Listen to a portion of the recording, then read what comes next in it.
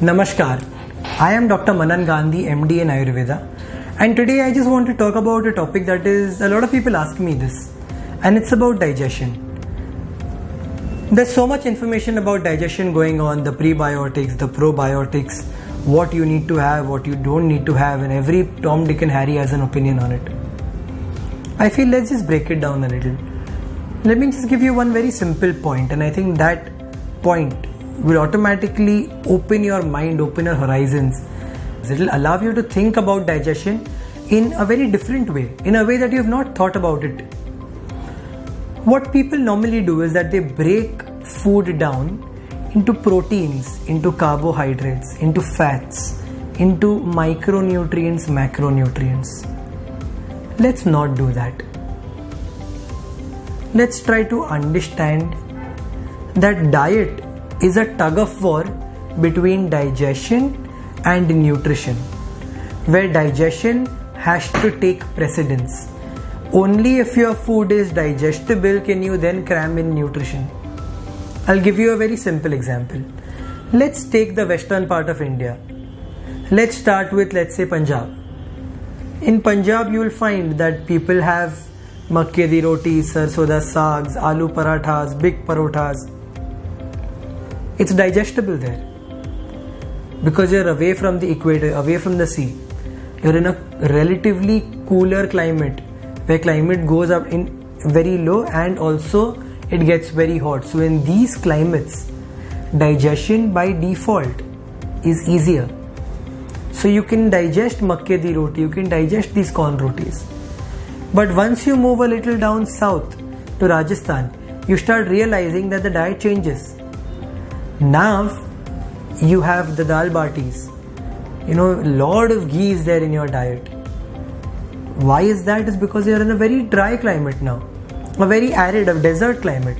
So you need lubrication, you need that amount of ghee. Once you move down a little further south, in Gujarat, you'll realize the rotis, the parothas have now become patli rotis, very thin.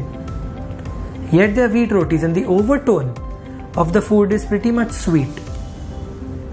Because sweet, although being a little heavier to digest, is digestible there.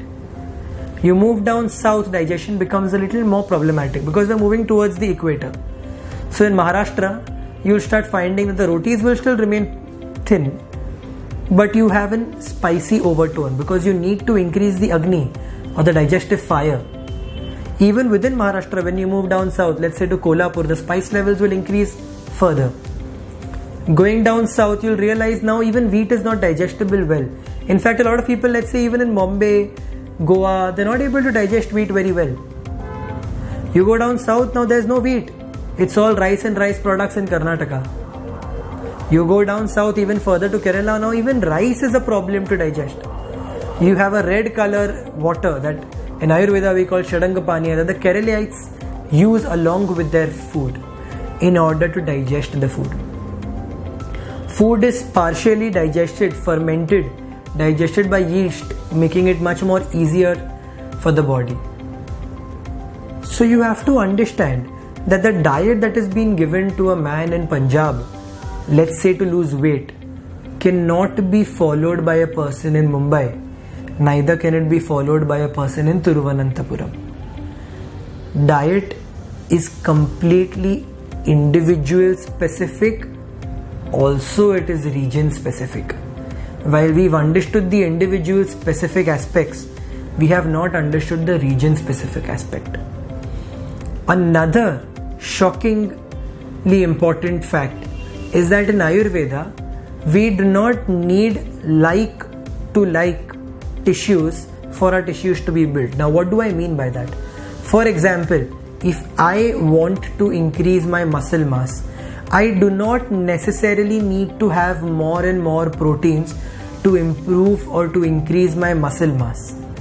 If I have more and more proteins, my muscle mass will increase faster.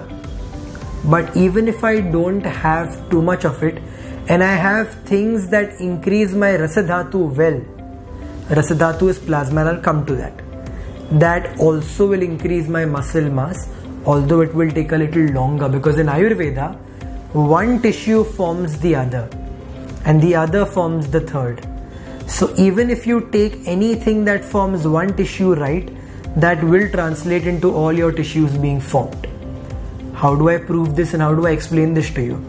So there are a lot of people who come to me on a very regular basis with these kinds of confusions. But there is a Gaushala in Ahmedabad where there's so many people who only have cow's milk and they do not eat food at all. Yet they have no deficiencies. There is no iodine in their diet, zero. Yet they don't suffer from any thyroid problems. So you need to understand that if your body is producing the main rasadhatu well, everything else will automatically be formed. How do you form good rasadhatu? Is you do a treatment or you take medicines that are rasayan. Rasayan are medicines that form good quality rasadhatu. The very common household names are things like Chavanprash, things like Triphala, things like Avala, things like Giloy. All of these things, when correctly used according to your body type and environment, will give you the desired effect. So digestion is again not just how much nutrition you can cram into your food. It's more on how you can digest your food. And your digestion is dependent on your person, is dependent on the environment, and it is also important that you use correct combinations of food, which is my next point. A lot of times I've seen people mix milk and fruit together. There's strawberry milkshakes, there's banana shakes that even trainers advise kids to have. People who have fruit salads, people who have fruit flavored ice creams, and multiple more. People who even have tomato ketchup after they've had a glass of milk or vice versa. These damage the liver, these cause immunity problems, specifically autoimmune diseases, allergies. Another combination that is very commonly used is having jaggery with milk. The third is having fish with milk. And there are many more, and these are called viruddhahars. They will also cause problems. Although on paper you're adding proteins, vitamins and carbohydrates, it does not work like that. You cannot put a Messi and a Ronaldo in the same team and expect the team to win. There has to be chemistry. You have to understand that things work together and things do not work together. And these combinations can be extremely helpful and extremely detrimental when used correctly or incorrectly respectively. So diet is a very vast subject. Do not trivialize it to simply proteins, carbohydrates, vitamins, fats and minerals. Try to understand the digestion element to it before you jump to the nutrition one. I'll repeat the point I made first. Diet is a tug of war between digestion and nutrition, where you first need to understand your digestive capacity before you can cram in more nutrition. This was just an eye-opener. There is so much more to speak, but if you like such talks, you can press the like button. If you don't want to miss further posts that we post, you can press the subscribe button. Even better, you can press the bell icon next to it.